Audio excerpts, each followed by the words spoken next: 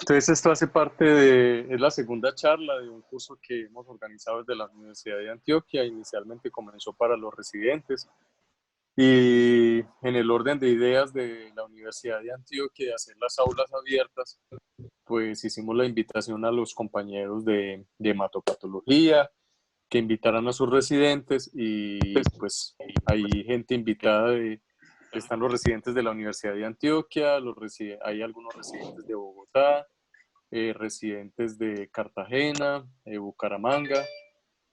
Tenemos profesores de la Universidad de Antioquia y algunos otros profesores. Y hay un grupo de hematopatólogos también aquí unidos con nosotros y el grupo de Brasil que está de patología oral, de Piracicaba y de Belo Horizonte, que están con nosotros también. Aquí estamos en esta pantalla. Estamos viendo, para los que no estuvieron en la charla anterior, es un curso que estamos organizando de patología digital.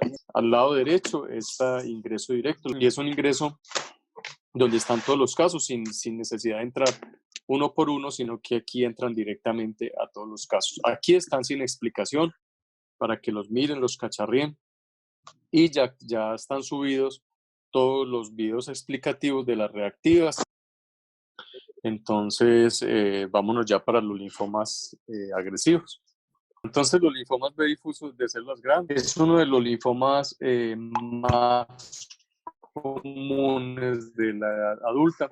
Como su nombre lo dice, está constituido por células de tamaño mediano a grande. ¿Y qué ha cambiado en la última década? Primero, el cambio del pronóstico en estos pacientes con el advenimiento del rituximab. Entonces, se habla de linfomas B difusos de células grandes en la época y en todos los linfomas, se habla en la época rituximab y la época post-rituximab. La importancia del microambiente, obviamente de esto vamos a hablar más adelante, todo esto ya se hace por gene expression. Los fenotipos y genotipos, de esto hay mucha discusión. Bueno, entonces mencionamos que el linfoma difuso de células grandes es una neoplasia que está constituida por unas células cuyo tamaño es igual o mayor al núcleo de un macrófago, o sea que está constituido por células de tamaño mediano y tamaño grande. Esto es importante porque de aquí pues tratamos de definir como un parámetro en el que todos podamos decir que es el mismo tamaño el que estamos evaluando y tomamos el tamaño del núcleo del macrófago o de la célula endotelial para decir si es igual o mayor. Tenemos varias variantes citológicas del linfoma difuso que no tienen implicaciones descritas en el pronóstico del paciente, pero que para los patólogos es importante conocerlas, que es la centroblástica, inmunoblástica y anaplástica. Es un linfoma muy común, ya lo habíamos mencionado, en los adultos, casi que el 30% de los linfomas no Hodgkin de los adultos corresponden a este linfoma. La edad promedio de la enfermedad está alrededor de la séptima década de la vida, pero podemos encontrarla en pacientes mucho más jóvenes, incluso en niños, y es más común en hombres la siguiente. Bueno, la etiología del linfoma difuso de células grandes o el linfoma B de células grandes es desconocida. Si bien sabemos en algunos casos que es progresión de linfomas de bajo grado, como lo dice la OMS y como todos hemos visto, generalmente el linfoma folicular es el que más fácilmente logramos demostrar, pero también está descrito como el síndrome de Richter en la leucemia linfoide crónica, en linfomas de la zona marginal, y en el LP-Hodgkin o el linfoma de Hodgkin predominio linfocítico nodular.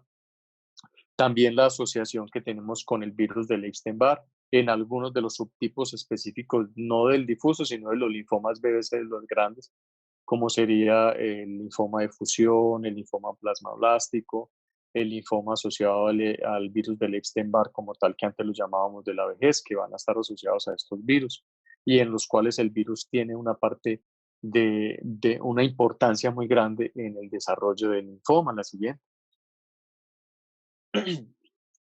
Bueno, los sitios de compromiso, si bien el ganglio linfático es el sitio de compromiso más importante, el compromiso nodal es el más importante, también el compromiso extranodal lo podemos encontrar hasta en 40% de los casos. Y está descrito en todos los sitios, o sea, está descrito en sistema nervioso central, testículo, vaso, anillo de Waldeyer, glándulas, todas las glándulas, tracto gastrointestinal es uno de los más comunes en todas las partes del cuerpo. El compromiso de la médula ósea se puede encontrar, depende de la literatura que revisemos, pero hasta en una tercera parte de los pacientes podemos evidenciar y confirmar el compromiso de la médula ósea. El compromiso de la médula ósea va a ser, puede ser concordante o discordante. ¿Qué quiere decir esto? Que podemos tener un compromiso de médula ósea de un linfoma de bajo grado. Eso se llama un compromiso discordante. Cuando el compromiso es el mismo, o sea, tenemos linfoma B, difuso de células grandes o linfoma de células grandes, tanto en el ganglio linfático como en la médula ósea, esto lo llamamos como un compromiso concordante y tiene importancia en el pronóstico de los pacientes, porque obviamente esto va dentro del lípido, dentro de la estadificación del paciente y los factores de riesgo, la estadificación del riesgo del paciente, y cuando el compromiso es concordante aumenta el riesgo y cuando el compromiso es discordante no tiene un aumento del riesgo tan como el concordante. El compromiso de sangre periférica es variable dependiendo de la literatura que revisemos. En algunas literaturas es bajo y en otras es alto, y esta discordancia está dada porque en algunos de los estudios estaban incluidos los linfomas B, que ahora llamamos como linfomas B de alto grado, en los cuales el compromiso de sangre periférica es muy frecuente. Y vamos a ver los subtipos. Como ya mencionamos en la charla anterior o en la discusión anterior, el linfoma B de células grandes es uno donde la Organización Mundial de la Salud le dio mucha importancia a la localización y a otras cosas también que vamos a mencionar. De esos subtipos, entonces tenemos, partiendo, yo siempre les digo a los residentes, partamos de la cabeza hacia abajo para ver esos subtipos de los linfomas. Todas las generalidades que estábamos hablando ahora son del linfoma B difuso de células grandes, NOS o no específico, mientras que aquí vamos a hablar de cada uno en particular o de los subtipos específicos. El linfoma, entonces, vamos a empezar de arriba hacia abajo. ¿Cuáles son los subtipos aprobados por la OMS? Entonces tenemos cabeza, sistema nervioso central, donde el ojo también hace parte de este tipo de linfoma. Hacia abajo, el linfoma primario mediastinal, que tiene un genotipo muy parecido al linfoma de Hodgkin por gene expression. Pasaríamos a los linfomas de la piel, donde estaría linfoma tipo pierna. El testicular está muy asociado con el primario del sistema nervioso central. Después tenemos unos tipos de linfomas de células grandes donde la asociación con los virus es importante. Entonces aquí tenemos los asociados con el virus del Epstein-Barr y tendríamos el plasmablástico, efusión primaria, que también está asociado al herpes tipo 8, eh, los asociados a la enfermedad de Castleman, que hacen ya un grupo específico, ahora asociados al desórdenes asociados al herpes tipo 8, plasmablástico, asociados a inflamación crónica también con infección por el virus del Epstein-Barr y granulomatosis linfomatoide, y algunos con alteraciones moleculares específicos que tendríamos los asociados al rearreglo del IRF4, que es una entidad provisional, y los que tienen la proteína LK, que van a tener las translocaciones que le involucran. Entonces vamos a empezar con el difuso tipo pierna y vamos a empezar con este porque es una de las entidades más particulares. El linfoma B difuso de células grandes, que no es el tipo pierna, primario de piel, no está incluido acá. Hace parte de un grupo específico y lo sacan de aquí por eso, porque esos otros linfomas van a tener curación solo con la resección de la lesión o incluso con radioterapia local. Entonces, por eso está por fuera de acá. En cambio, este tipo pierna es un linfoma bastante agresivo, inicialmente descrito en pacientes mayores de 70 años. Hoy en día conocemos que hay pacientes más jóvenes con este tipo de linfoma, que si bien inicialmente se describió confinado a las piernas, hoy sabemos que puede estar en cualquier parte de la piel y que lo define como tal es primero su agresividad, como ven ustedes en la imagen. Son lesiones que comienzan como pequeñas lesiones tipo placa, van creciendo hasta lesiones tumorales y rápidamente se ulceran. Es un tumor, así como se ve clínica, así como se ve en la imagen en la piel, así es el comportamiento clínico, un linfoma supremamente agresivo. Y van a requerir esquemas de quimioterapia para linfomas agresivos y estos pacientes tienen una sobrevida muy por debajo de los 5 años. El 50%, como dice acá, no sobreviven a los 5 años la siguiente.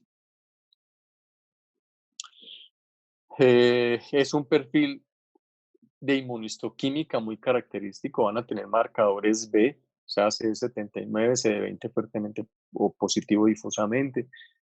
Tienen marcaje del BCL6, pero lo que lo caracteriza es la expresión fuerte y difusa del BCL2.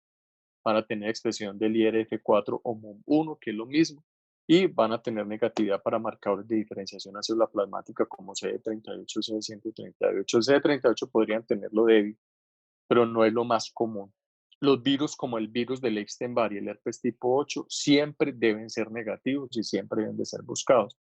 Cuando se hacen estudios de gene expression, este linfoma tiene un genotipo de célula B activada y como tal se, se expresan. Damos a la siguiente.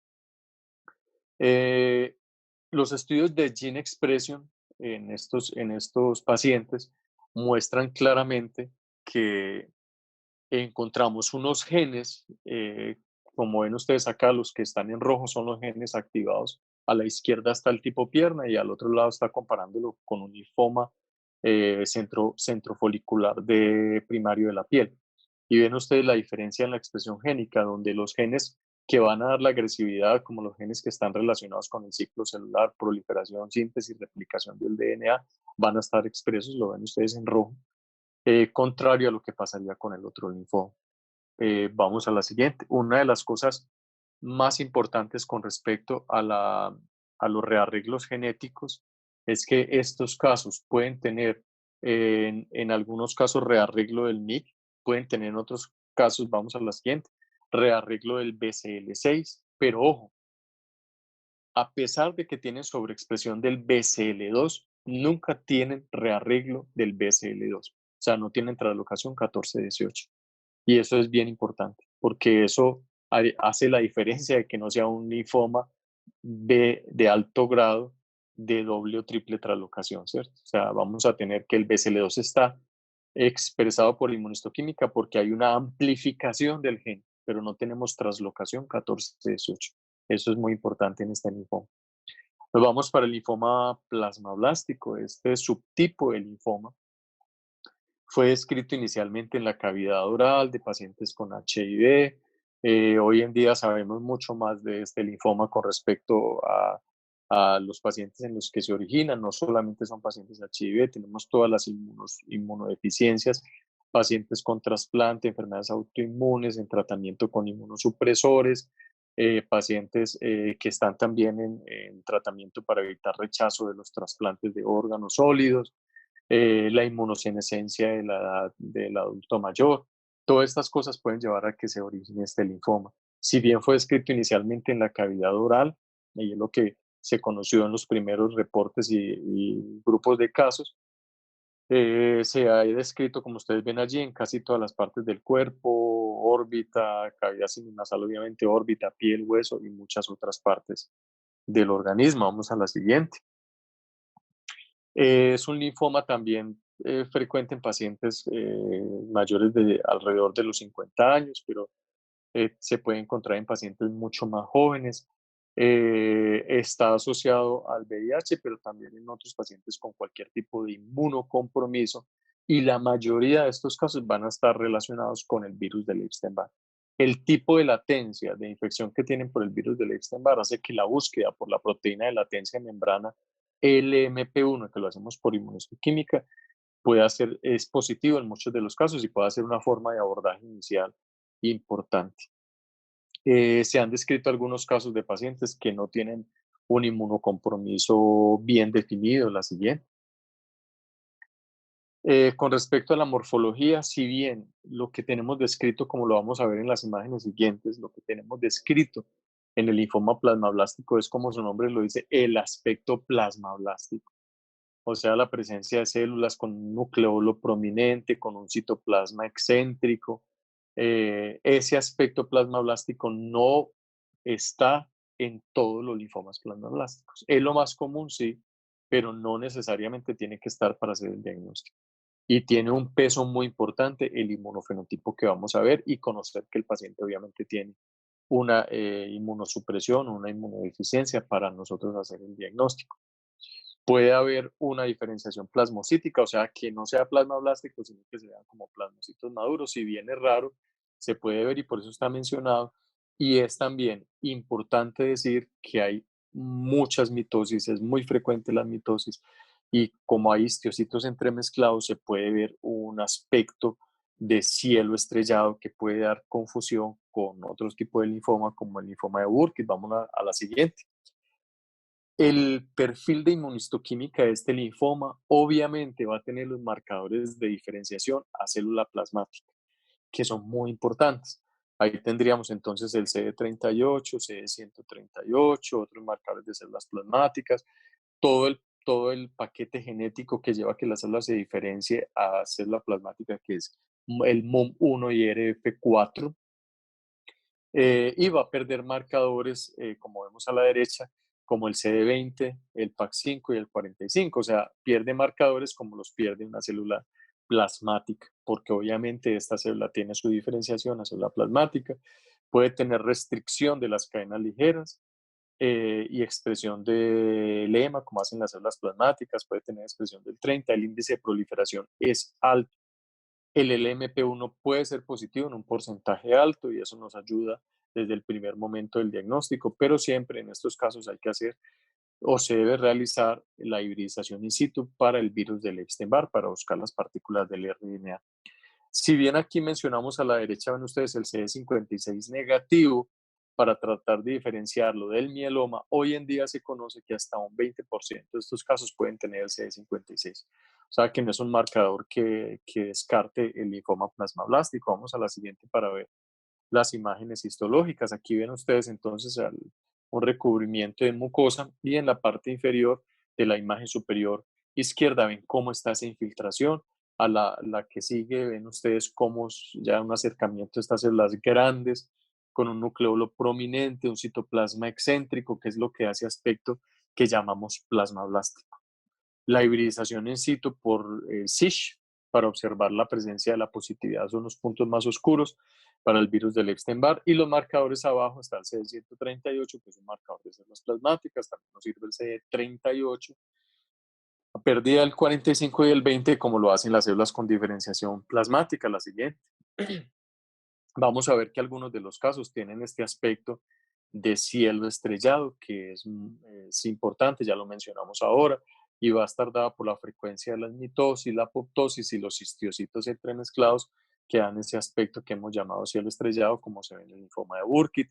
Los mismos marcadores que vimos ahorita, a la derecha el CD138, debajo la hibridización in situ para el virus de la Epstein-Barr positiva, PAC5 predominantemente negativo, el 20 negativo, y miren ustedes el índice de proliferación cercano al 100%. Esto es bien importante porque esto siempre va a ser este linfoma siempre va a ser parte del diagnóstico diferencial del mieloma múltiple o de los plasmocitomas con alto grado citológico, porque los mielomas múltiples o los plasmocitomas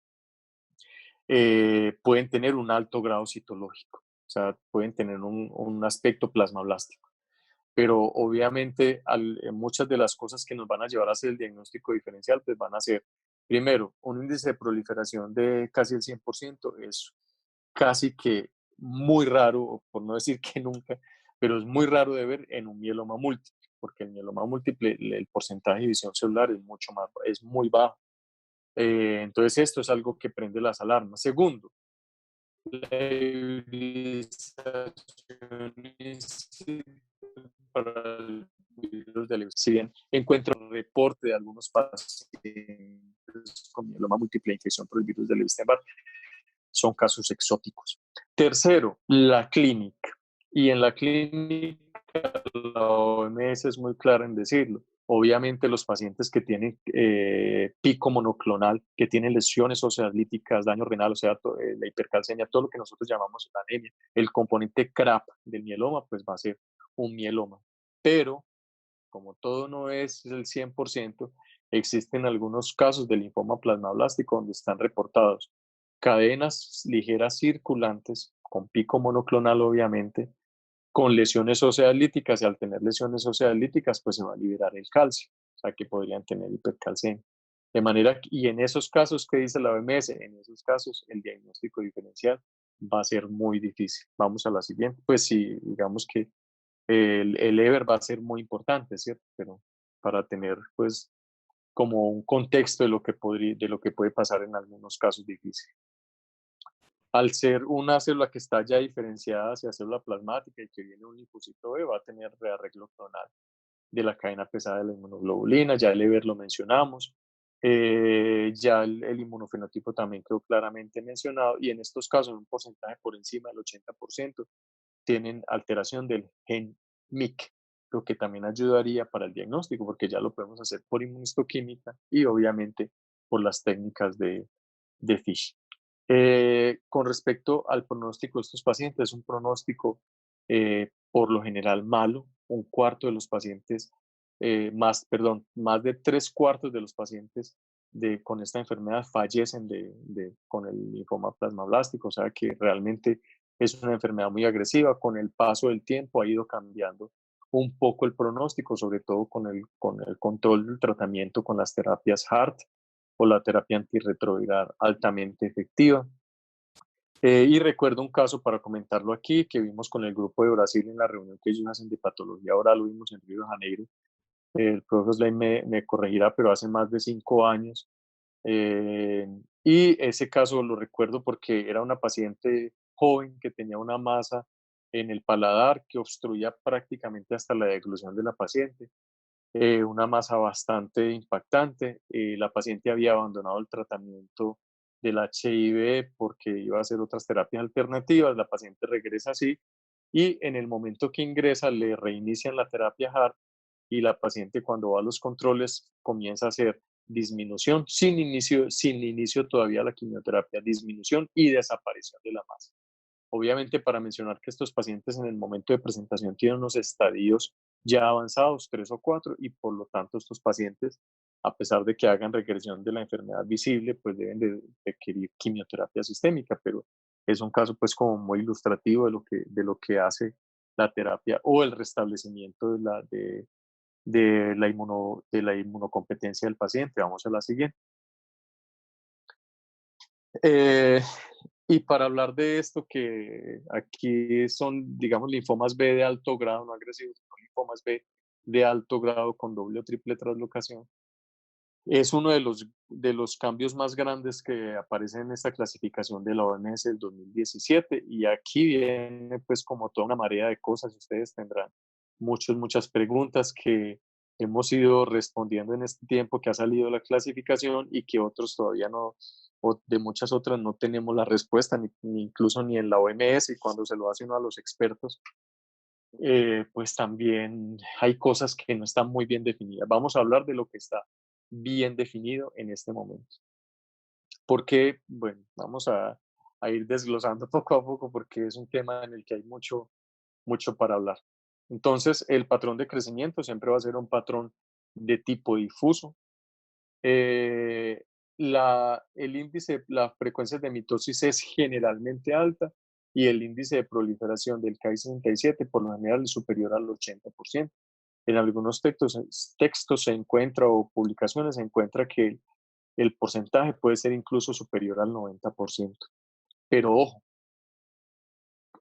no se define el linfoma B de alto grado por el Ki-67. Eso tiene que quedar claro, porque ya existe definición de casos, muchos, que tienen la doble o triple translocación con índices de proliferación que pueden ser del 20% o inferiores. Entonces, ojo, si bien esto es algo que ayuda y que siempre tenemos en la mente, no se necesita para hacer el diagnóstico o para pensar en este diagnóstico. Localizaciones atípicas del Burkitt o como localización en linfonodos, en un ganglio linfático, por ejemplo, de un aspecto histológico que tenga un Burkitt, es algo que prevalece desde la clasificación anterior. O sea, en el 2008 cuando decíamos linfoma no clasificable entre Burkitt y difuso, pero con una localización atípica, sí, es algo que prevalece para decir, mire, este caso es uno en el que hay que buscar el inmunofenotipo y buscar la doble o triple translocación. Aparece todavía dentro del lineamiento que da la OMS o el algoritmo que aparece allí en el libro. Expresiones de marcadores del centro germinal como BCL6, CD10 o una expresión génica del centro germinal o una expresión por inmunistoquímica del centro germinal con protocolo de Hans también, pero obviamente el número de linfomas B difusos de células grandes que tienen un grupo o el grupo que hace parte del centro germinal por inmunistoquímica puede llegar al 40%. O sea que no es lo único que define cuáles linfomas de estos de células grandes van a hacer la búsqueda de la doble o triple translocación.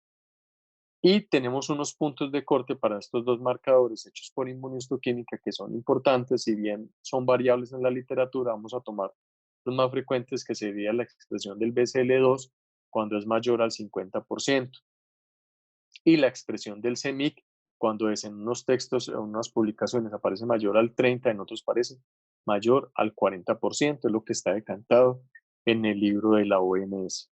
Eh, bueno, aquí con respecto a, bueno, pasemos a la siguiente.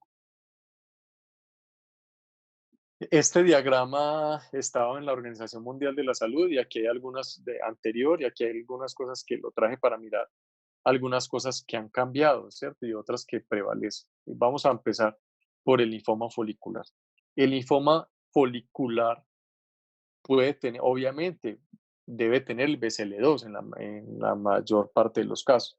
Y algunos linfomas foliculares pueden tener el CEMIC, lo que le confiere una mayor agresividad.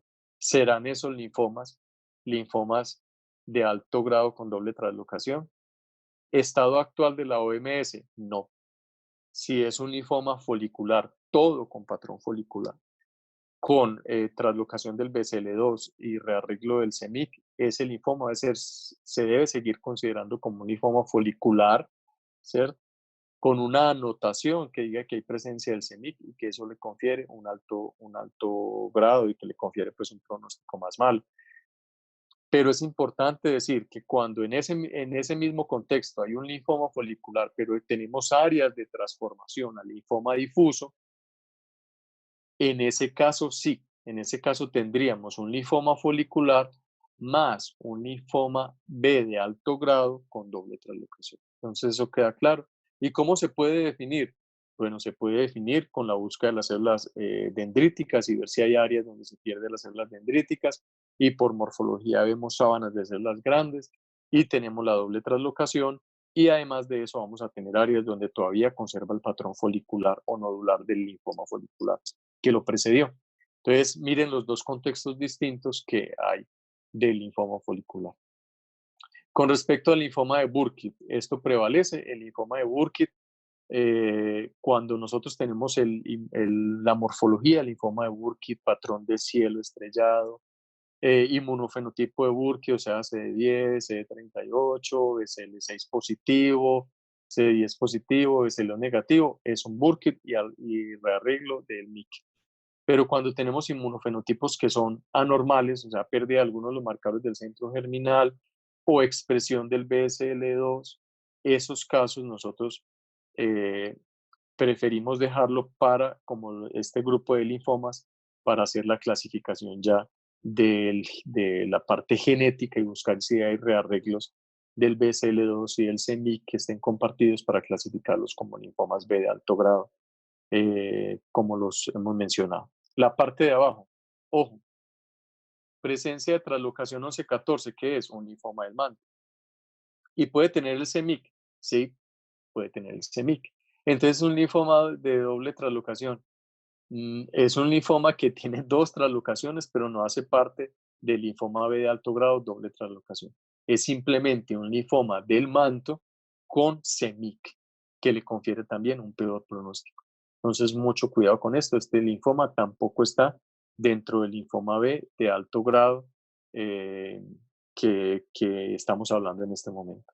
Y aquí aparecerían los que sí entrarían dentro de esto, y entonces tendríamos linfomas con una morfología atípica, o sea, que parecen un linfoma de Burkitt, pero tienen núcleos prominentes, un tamaño un poco mayor, con un inmunofenotipo de Burkitt parcial, BCL6-CD10, pero con expresión del BCL2. Esos casos habría que hacer la doble translocación. Y aquí en la parte donde dice difuso, con BCL2, BCL6, otras, ojo, Entonces, ¿qué pasa en el linfoma B difuso de células grandes? Hay porcentajes variables que tienen el BCL2, que puede llegar hasta el 20 o incluso más en publicaciones. Del BCL6 igual, entre el 10 y el 20% de linfomas difusos que tienen el BCL6. Y del CEMIC igual, un porcentaje que está cercano al 10% o más pueden tener rearreglos del CEMIC, pero cada uno individual. Cuando estos se combinan, independiente que el índice de proliferación sea bajo, independiente que la morfología sea típica de un linfoma difuso, cuando los combinamos los llamamos linfomas B de alto grado con doble o triple translocación. Entonces, mucho ojo con esto y aquí es donde está la discusión ahora de si en todos los linfomas difusos de células grandes deberíamos hacer la doble o triple búsqueda de las dos o las tres translocaciones. Entonces, mucho cuidado porque algunos de los autores dicen que sí, y en esto hay discusión, pues obviamente porque tiene una implicación muy grande en el costo de abordar estos pacientes. ¿Qué pasa cuando nosotros tenemos expresión por inmunistoquímica de BCL2 por encima del 50, expresión por inmunistoquímica del CEMIC por encima del 40, y hacemos los estudios de FISH y dan negativos? Entonces, en esos casos, el paciente se sigue considerando como un linfoma de difuso de células grandes con doble expresión. Y esos pacientes van a tener de pronto un tratamiento un poco diferencial al R-CHOP, pero no el tratamiento más agresivo como hay que hacerlo en los linfomas B de alto grado con doble o triple translocación. Importante también los sitios de corte de la translocación. Vamos a la siguiente. Y los estudios que se deben hacer son estudios de FISH. Si bien la alteración del CEMIC, la que vamos a encontrar más común es esta, que es el punto de corte es en el CEMIC 8Q24, 8Q24, que es con la cadena pesada de la inmunoglobulina. Podemos encontrar otros puntos de corte y de unión con la cadena ligera kappa y la cadena ligera lambda, que serían con el cromosoma 2 y el 22. Pero el pronóstico malo y el cambio de terapia está dado solamente con el 8Q24 y es el que se debe reportar. Si uno quiere cubrir todas las otras, debería hacer las dos sondas. Esta que es dual fusion, como ven ustedes que se fusiona la señal roja y verde, ya es de color amarillo, o sería por break apart, donde solamente vamos a ver la señal donde está la ruptura del CEMIC, independiente de con quién se esté uniendo. Eh, Todavía no se conoce en la literatura bien cuál es el pronóstico de cada una de ellas, o sea, de la del 2 y la del 22. La que sí se conoce claramente es la del 8Q24 y es la que siempre se pide pues cuando se están haciendo estos trabajos y en los casos de pronóstico y tratamiento de los pacientes. El BCL2, el punto de corte es el 18Q21 de la translocación y es la que se debe buscar. Y ya mencionamos esto en el linfoma difuso. Se puede encontrar expresión del BCL2, ya lo mencionamos en el linfoma tipo pierna. Se puede encontrar sobreexpresión del BCL2 sin que el paciente tenga translocación 14-18. ¿Por qué? Porque hay una amplificación del gen sin que haya reordenamiento. Entonces, esto es importante tenerlo en cuenta y saberlo, porque no todos los pacientes que tienen el BCL2 por inmunistoquímica van a tener la translocación. Hemos tenido una gran discusión con respecto, y sobre todo en nuestros países, con respecto a esto, y es el decir por algoritmos de inmunistoquímica y tratar de predecir la marca genética. Tenemos en este momento muy claro que los pacientes que tienen una marca genética del origen del linfoma B difuso de células grandes que es activado, tienen un pronóstico más malo que los que son de tipo centro germinal. Y esto está en base dado a muchas cosas genéticas que tenemos relacionadas con mutaciones del CART11, con la activación del factor nuclear kappa, la vida del factor nuclear kappa beta, que da la sobrevida. En esta publicación, que es una publicación muy conocida, que es una publicación del grupo del profesor Elías Campo con el con el doctor Luis Colomo. Ellos hicieron comparación de muchos de los algoritmos que hay de inmunistoquímica. El más conocido y el más utilizado es este de Hans. ¿Por qué es tan conocido y por qué es tan utilizado? Porque es muy sencillo y porque ha tenido reproducibilidad entre los patólogos. Entonces es que los que tienen CD10 es muy sencillo, es centro germinal siempre y cuando el MUM1 o IRF4, que es lo mismo, sea negativo. Pero cuando el MUM1 y IRF4 es positivo, se iría para no centro germinal. Aquí no lo discrimina directamente como activado. Y a esto se le han adicionado muchos otros. Ustedes ven el de Choi todo lo que tiene, y hay otros con esto mezclando el BCL2, el CD38, el CD30, el CD138, etcétera. Incluso Luis Colomo hizo uno propio basado en los genes del Gene Expression, ahora sí la siguiente, eh, y no encontró, cuando se hacen estudios de sobrevida, que realmente exista un protocolo de inmunohistoquímica que sea comparado desde el punto de vista pronóstico para diferenciar entre activado y centro germinal, como lo hace la Gene Expression. Ven ustedes aquí la marca de Gene Expression, ustedes van a ver cómo realmente la diferencia. Ven la primera parte arriba donde dice ABC que es activado y GCB que es centro germinal, donde son completamente diferentes las marcas genéticas que ustedes ven allí. Y además de eso se hacen otras dos marcas que son las Estromal 1 y Estromal 2. Esto, si bien es un estudio que es costoso y que en nuestro medio es un poco complicado de hacer, se ha desarrollado una técnica que es un microchip que se hace en plataformas de parafina, que no se necesita el tejido fresco y que se puede hacer una menor cantidad de genes que están en la imagen, y que esa cantidad de genes nos puede definir si es centro germinal activado, tipo estromal 1 que es rico en histiocitos y tipo estromal 2 que es rico en vasos.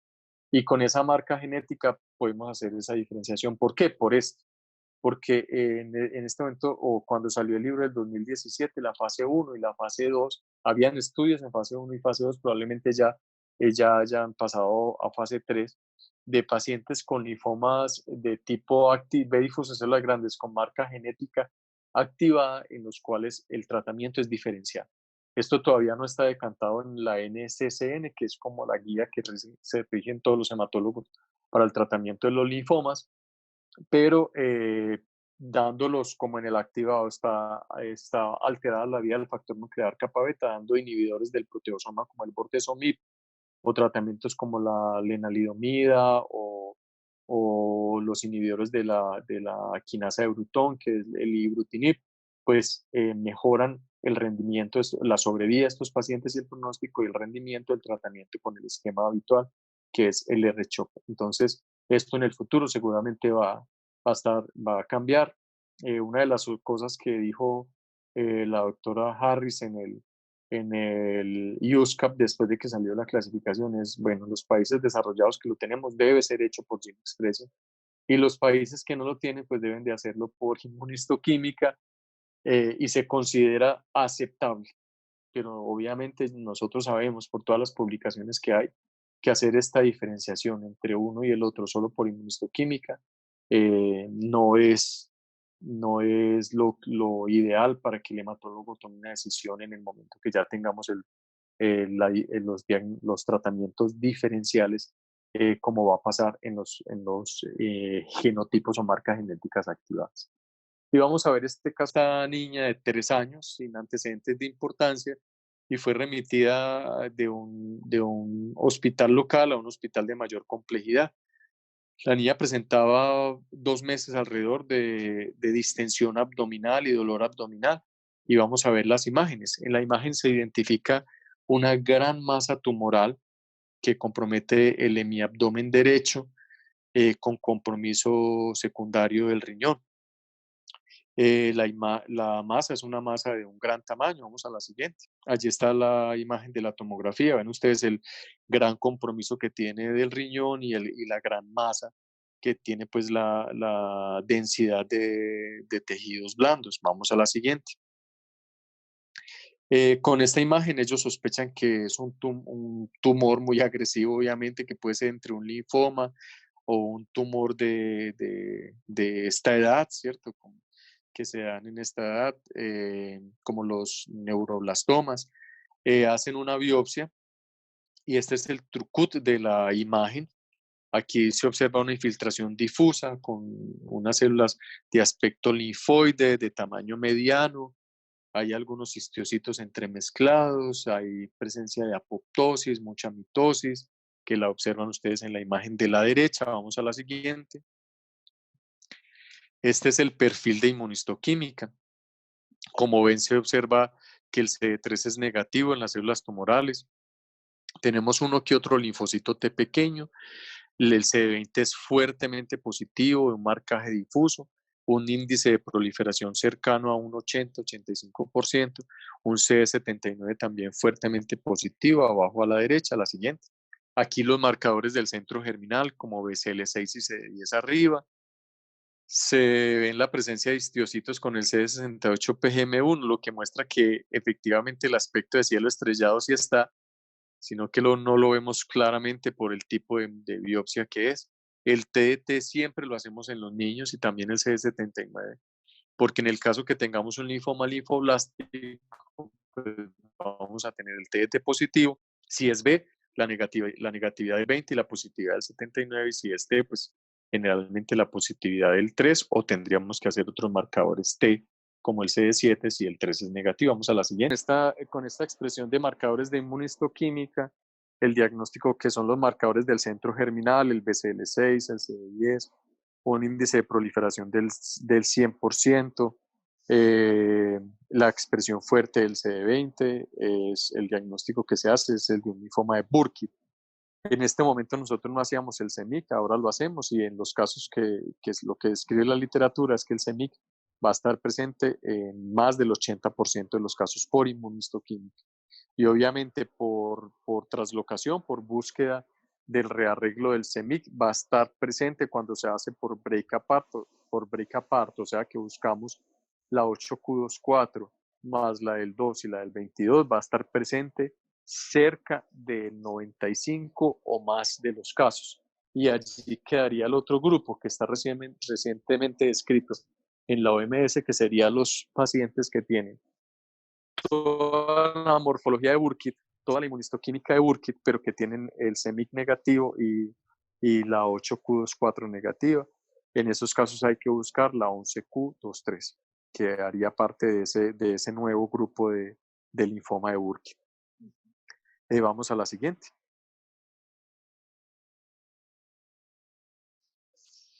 Bueno, entonces con respecto a la historia, este linfoma lo describió el doctor Dennis Burkitt, un cirujano inglés que se fue a trabajar a Uganda. Se fue a trabajar como una comisión de trabajo y como ayuda en este hospital de Uganda, y él comenzó a ver que llegaban muchos niños con unas masas faciales que los deformaban completamente. Él no había visto un tumor de estos, pensó que obviamente era un tumor de la pediátrica, un tipo de sarcoma, pero vio que era muy frecuente, que no era la frecuencia que se veía normalmente en los tumores pediátricos y una ubicación muy rara. Entonces tomó muestras y la envió a Londres, donde las estudiaron, y los patólogos que vieron las muestras le dijeron, doctor, esto no parece un tumor, no es un rabdomiosarcoma, no es de estos tipos de tumores pediátricos, es un tumor muy raro y se nos parece más como a un tumor hematolinfoide. Y hasta allí quedó en ese momento. Él comenzó a hacer búsqueda de casos en la región, y cuando los tenía, hicieron una publicación de este grupo de casos como unos tumores muy agresivos de la región maxilar y que podían comprometer ya cuando se hacían autopsias muchos órganos del paciente. A la siguiente, todos los pacientes obviamente fallecían.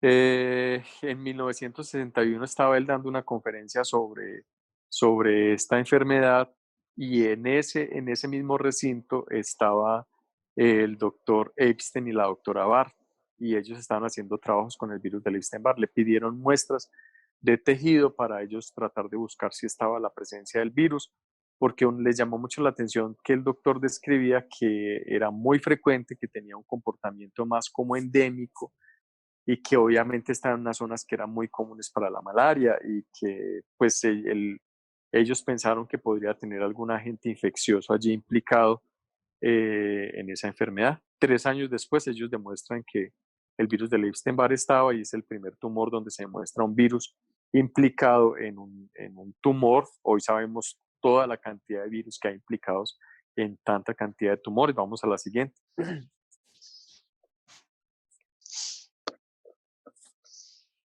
Bueno, en 1963 se reconoce la labor de él y se le da el diagnóstico de tumor de Burkitt.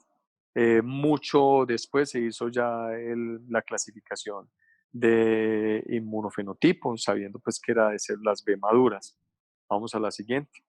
Pero él hizo también una descripción epidemiológica de las áreas donde estaba y él observó que eran áreas endémicas, pues en un área muy endémica para la malaria.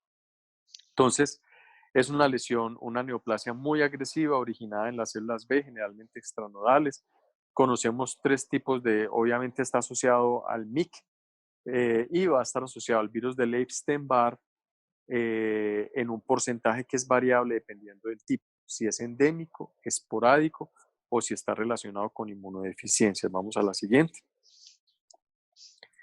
Aquí en esta tabla vemos entonces el que es de tipo endémico, esporádico y el asociado a inmunodeficiencia.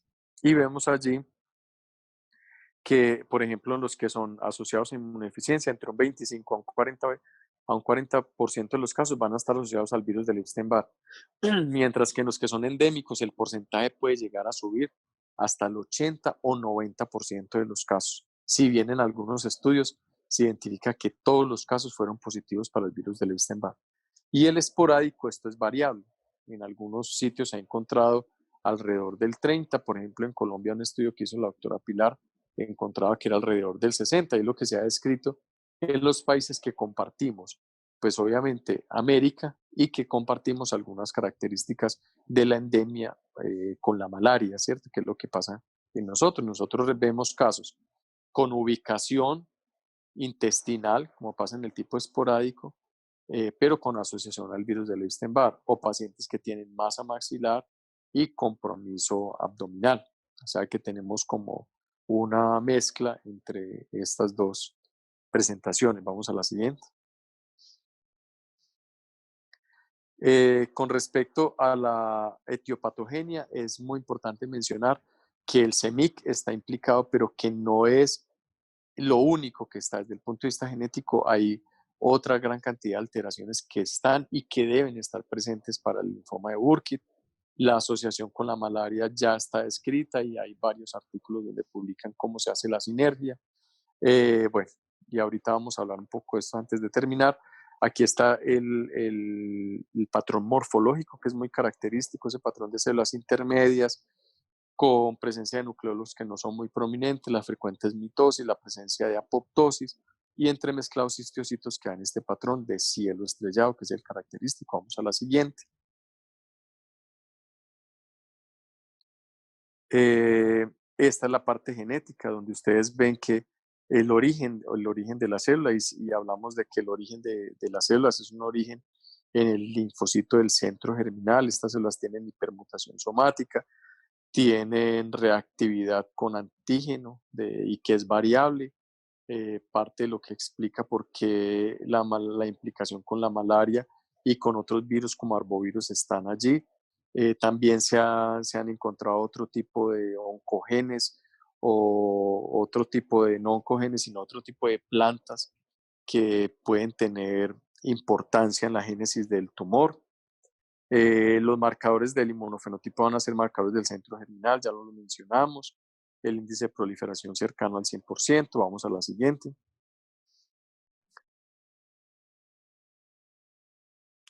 Toda la parte molecular que está escrita, obviamente, habla de la agresividad de la enfermedad. El CEMIC tiene importancia en el ciclo celular o en la entrada a ciclo celular y en la apoptosis, y es por eso que vemos en estas células, pues primero las frecuentes cantidades de mitosis y también la frecuencia de la apoptosis. Tanto la división celular, este tumor se puede duplicar en 24 a 48 horas, o sea que podemos tener un tumor de un tamaño de 5 centímetros y pasar a 10 centímetros en cuestión de un día. sea, es un tumor que duplica su tamaño, los pacientes y la familia lo ven crecer. Y esta facilidad tanto de crecimiento como de muerte celular hace que cuando estos pacientes inician la quimioterapia, estos pacientes puedan hacer la lisis o pueden comenzar a hacer lisis tumoral. Entonces, los hematólogos y los oncólogos que conocen esto, obviamente antes de iniciar el tratamiento de los pacientes, hacen profilaxis para, para evitar el síndrome de lisis tumoral. Vamos a la siguiente. Igual como es de agresivo, igual estos pacientes son potencialmente curables porque son muy sensibles a la quimioterapia, muy quimiosensibles. En los pacientes, cuando estamos hablando de los niños, en los pacientes adultos, la quimiosensibilidad disminuye. Y este es el tipo de latencia que da el virus del Epstein-Barr y cómo esa implicación del virus del Epstein-Barr dentro algunos episomales y algunos ya dentro del núcleo integrados al DNA del paciente, pues va a ser que toda la parte que conocemos del virus del Epstein-Barr dentro de, tanto por las proteínas de latencia, como la misma implicación del virus dentro de la célula, van a hacer que van a participar en la oncogénesis o en la ontogenia del tumor. Vamos a la siguiente. Pero sabemos que no todos los pacientes tienen el virus del Epstein-Barr, o sea, que no es sine qua non para que se desarrolle. Estos son publicaciones, hay muchas publicaciones con respecto a la relación de la malaria con el linfoma de Burkitt y a cómo se potencian y se sinergia. Lo que está implicado es la reacción o la respuesta inflamatoria o inmune que se hace contra este parásito, y eso hace como una sinergia con las células que ya están infectadas con el virus del Epstein-Barr y hace que ellas se multipliquen. Vamos a la siguiente,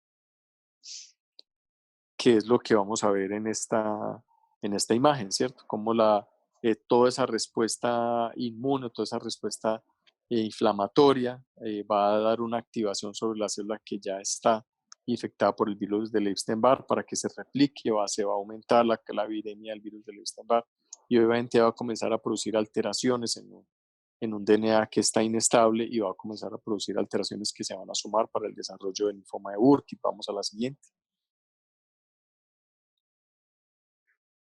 Bueno, y con esto vamos a terminar. Aquí hay unos paneles de inmunohistoquímica que nosotros tenemos en la Universidad de Antioquia y que habitualmente utilizamos. Solamente los vamos a mencionar rápidamente. Aquí sería el panel de inmunohistoquímica que hacemos en los linfomas B de bajo grado. Como ustedes ven, allí están los marcadores del centro germinal. Los marcadores que siempre estarían como el 3, el 20, el Ki-67, marcadores del centro germinal como BCL6, CD10 y BCL2 para linfomas foliculares, el 5 del 23 para definir el linfoma linfocítico de células pequeñas, barra LLC, ciclina de 1 y SOX11 para descartar la presencia del linfoma del manto, el CD43 no es un marcador específico, pero está allí por los linfomas MALT, la restricción de cadenas ligeras kappa y lambda, la siguiente, no es que el linfoma del manto sea de bajo grado, sino que lo tenemos porque hace parte del diagnóstico de los que tienen célula pequeña. Y aquí estaría lo de los linfomas de alto grado o linfomas B agresivos, que estarían los de los difusos, el linfoma del manto, los linfomas de doble translocación, otros marcadores como diferenciación a célula plasmática como 38CD138, el CEMIC, que ya lo mencionamos, y el CD30, que hasta un 10 o 15% de los linfomas difusos pueden tener expresión del CD30 en algunos de los subtipos o el NOS, y que cada vez, si la expresión es muy fuerte, podría tener significancia porque ya existen medicamentos que bloquean este CD30, que sería, por ejemplo, anticuerpos monoclonales como el brentuximab y que podrían ser blancos terapéuticos. Vamos a la siguiente. Bueno, y con esto terminamos, esto ya hace parte del Hodgkin. Con esto terminamos. Si alguien tiene preguntas. Es que yo no entiendo la diferencia entre un linfoma de alto grado y un linfoma agresivo. No entiendo realmente. Bueno, que esta diferencia es una diferencia que no está en la OMS tácita, ¿cierto? O sea, cuando nosotros hablamos de linfomas B agresivos, incluimos todos los linfomas que van a tener un comportamiento agresivo y que allí estaría el linfoma del manto, los linfomas B difusos de células grandes, el linfoma de Burkitt y los linfomas B de alto grado, doble o triple translocación. Contrario no, o esto complementa que esos linfomas de alto grado, de high grade linfoma, hacen parte de esos linfomas agresivos, ¿cierto? Los linfomas B de alto grado o high grade linfoma ya es una categoría diagnóstica en la OMS del 2017 y que por lo general tienen doble o triple translocación. Pero cuando hablamos de linfoma agresivo, B agresivos, están metidos allí todos los linfomas que van a tener un comportamiento clínico agresivo, que sería el manto, el Burkitt difuso y los linfomas B de alto grado. Sino que ahí cuando empecé a hablar de esos, cometí el error cuando lo escribí, cometí el error de colocar allí agresivo, pero realmente es linfoma B de alto grado, doble o triple translocación. No sé si algo por ahí preguntó Ricardo o aclaró Ricardo. Sí, hay varias preguntas. Sí, Joyce. ¿En qué linfoma de alto grado estaría indicado hacer el CD30? Eh, yo creo que el CD30 debe estar incluido en este momento dentro de todos los paneles de el linfoma B difuso de células grandes. Debería estar ese y todos sus subtipos, debe estar el CD30, por lo que Otra. acabamos de mencionar, sí. Por lo que acabamos de mencionar, que es una pregunta muy importante, porque lo que acabamos de mencionar es que ya existe un blanco terapéutico y algunos de los pacientes que no tengan respuesta para el tratamiento estándar de su linfoma, si digamos es un B difuso, que es el R-CHOP, y el paciente tiene recaída o tiene una segunda o tercera línea de tratamiento, los anti-CD30 podrían entrar allí, que sería el brentuximab, podrían entrar allí como terapias en segundas o terceras líneas. Muy Sí, bien. Judith. Los linfomas plasmablásticos pueden tener lesiones múltiples para hacer el diagnóstico diferencial con plasmocitomas. Exactamente. Entonces, lo que está escrito en el libro de la OMS y decantado en la literatura es el linfoma plasmablástico. La presentación habitual es una masa única, generalmente extranodal. ¿Qué se sabe en el momento? Que pueden ser nodales y que pueden tener presentaciones múltiples y que incluso pueden tener lesiones óseas líticas. O sea que, ojo, porque si la presentación habitual es solitaria, es extranodal, lo que acabamos de mencionar, pueden existir algunos casos de plasmablásticos en los que se pueden tener lesiones múltiples, pueden tener presentaciones nodales o incluso pueden tener lesiones óseas líticas. ¿Cómo se hace el diagnóstico diferencial? Pues obviamente la hibridización in situ para el virus del Epstein-Barr va a ser muy importante. Ya mencionamos también que van a existir algunos casos de plasmablásticos que van a tener componente monoclonal circulante y que esas lesiones osealíticas van a hacer que el paciente presente hipercalcemia y son casos en los que el diagnóstico diferencial con un mieloma múltiple va a ser bastante complicado, ¿cierto? Pero obviamente la presencia del virus del Epstein-Barr en la mayoría de los casos hasta el momento actual de la literatura es lo que hace el diagnóstico diferencial. Hay una pregunta que no sé si la voy a traducir bien porque está en portugués. Dice que si usted tiene preferencia o hay preferencia entre MUM1 o células plasmáticas para linfoma plasmablástico.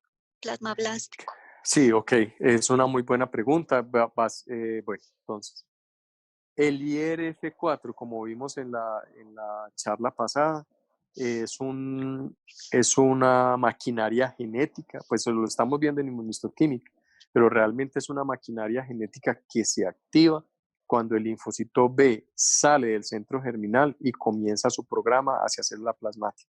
Entonces, como tal, por inmunistoquímica, sí le dice a uno que la célula va hacia célula plasmática, pero no es un marcador único, porque ya sabemos que muchos de los linfomas B difusos de células grandes tienen IRF4, sin que sea una célula plasmática, ni morfológicamente, ni desde el punto de vista genético, ni que tengan C38 o C138. En conclusión, el IRF4 es un marcador que le dice a uno que la célula tiene prendido su material genético para ir a célula plasmática, pero que todavía no está allá, ¿cierto?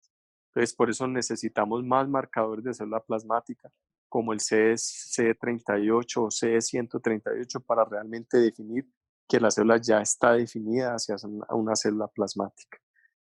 Como tal, cuando hablamos de inmunistoquímica, ¿cierto? Probablemente desde el punto de vista genético sea diferente. Muy bien, hay otras dos más. La presencia de CEMIC por inmunistoquímica confiere Sí. peor pronóstico a todos los linfomas donde aparece. ¿Es recomendable hacer CEMIC por inmunistoquímica en todos los linfomas? Vea, realmente ese es súper importante. Entonces, ¿qué hay para que desglosemos un poco?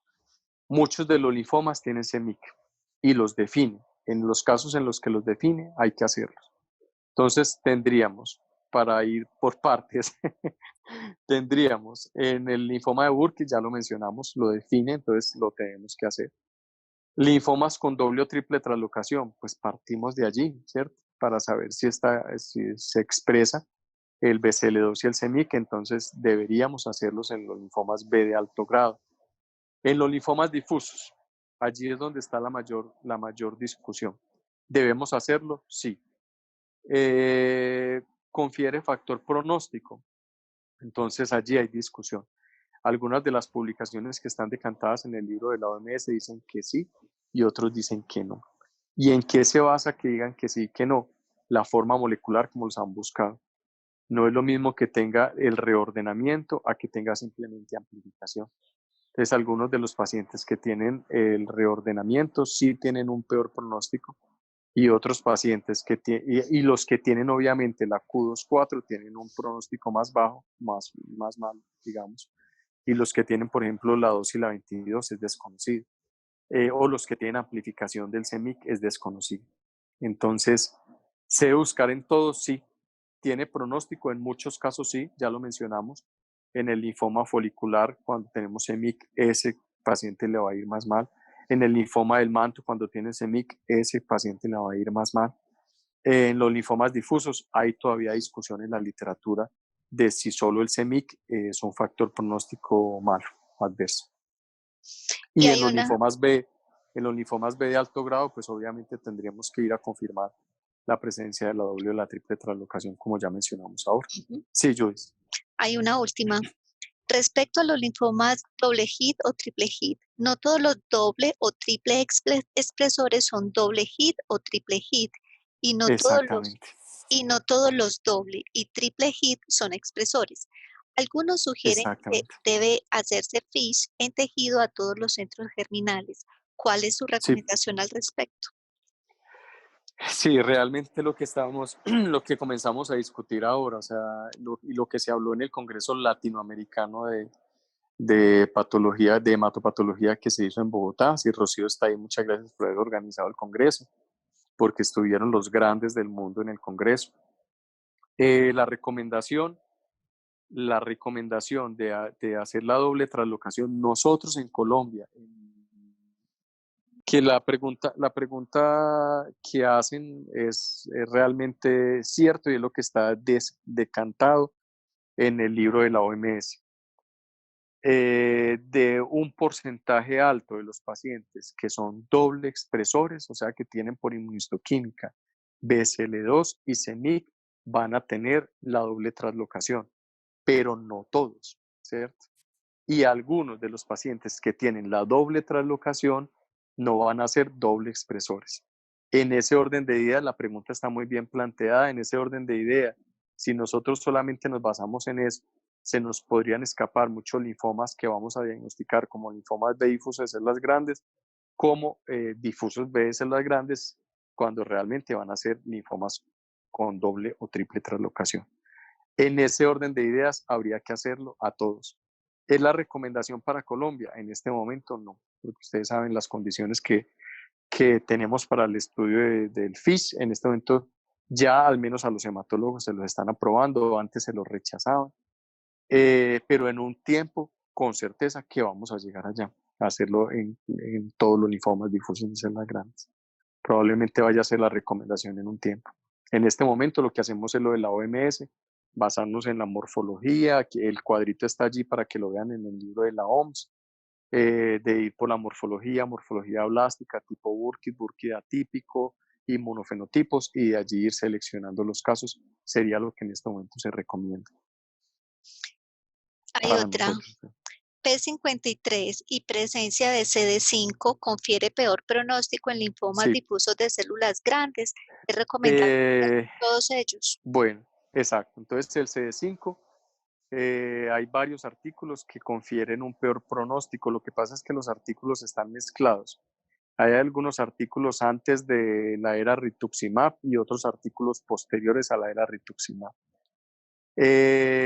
En los estudios que se han hecho del IPI modificado con la beta-2 microglobulina, etcétera, de los factores pronósticos, por ejemplo, por inmunistoquímica, que conservan el pronóstico adverso, sería la expresión del CD5.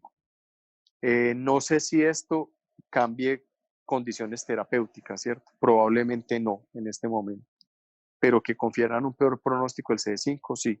¿Se debería hacer en todos? Idealmente sí. Otra de las preguntas que se establece cuando hay un CD5 es, ¿será que este CD5 viene de una progresión de LLC o de linfoma linfocítico de células pequeñas? Algunos casos sí, pero son la minoría. Muchos casos son simplemente difusos de nuevo.